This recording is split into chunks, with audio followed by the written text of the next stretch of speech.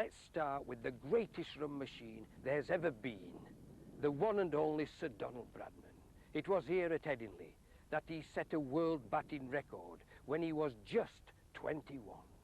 The Don averaged an unbelievable 100 every third innings that he played, and once scored 309 runs in a day here at Headingley in 1930 on the way to his world record of 334. It was the Don who set the standards, and then came a young Yorkshireman to create a new record that was to last for 20 years.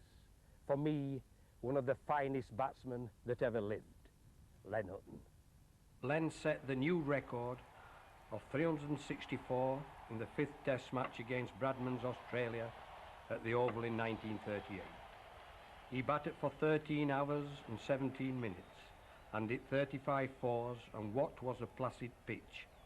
It helped England to a total of 903 for 7 declared, and they won by an innings and 579 runs. From then on, Len was King of Yorkshire. In 1958, Sir Len's record was finally beaten by the most gifted all-rounder ever to set foot on a cricket field, the untouchable Garfield Sobers. Garfield was not only a magnificent batsman, but a fantastic bowler who could send down all types of deliveries, from pace and swing to spin. Sobers was also a wonderful fielder who held 109 Test catches. He set the new record of 365 not out against Pakistan in Jamaica. Amazingly, it was his first Test 100. In 1996, Garfield Sobers' world record was broken by another West Indian, the brilliant Brian Lara.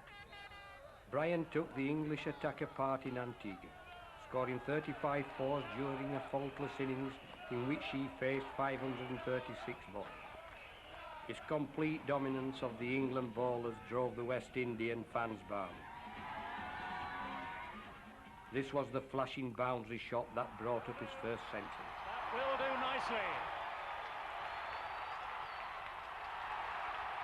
Sir Gary, who had set his record 36 years earlier, was among the spectators as Lara came out at the start of play on the 3rd day with 320 runs to his name and needing just 46 runs to set a new record.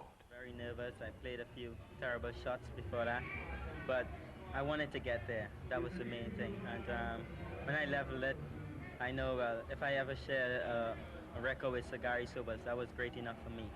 And when I passed it, well, it was unbelievable. He's gone for a pole, and there it is. Brian Lara's done it. The new world record holder is Brian Charles Lara of Trinidad and Tobago. Lara was finally caught by wicketkeeper Jack Russell for 375. He had batted just 6 minutes short of 13 hours before coming off the pitch in what was a carnival atmosphere. Just 4 months later, Lara created another astonishing record when he became the first batsman to score 500 runs in a single innings. That was the record-creating shot in the final minute of the match for Warwickshire against Durham. His historic knock included 62 fours and 10 sixes. That'll take some beating. Finally, in this record breakers section, a third West Indian batsman. This time it's the awesome Vivian Richards, scoring the fastest Test century in history against England on his home island of Antigua. Vivian had by his standards been having a quiet series against England in this 1985-86 series when he suddenly cut loose on his favourite ground of St John's. He rushed to his century of just 56 balls. No matter where England bowlers pitched the ball, he usually managed to dispatch it to the boundary. John Embry and Richard Ellison were among those who suffered.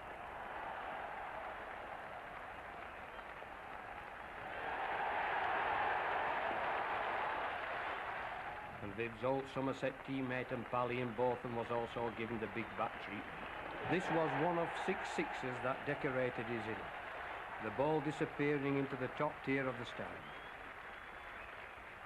When he completed his hurricane century with a perfectly controlled sweep for four off middle stump, Viv celebrated.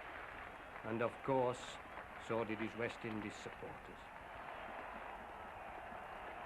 It was a fantastic display of mighty hitting, and it produced the fastest century ever seen in a test match.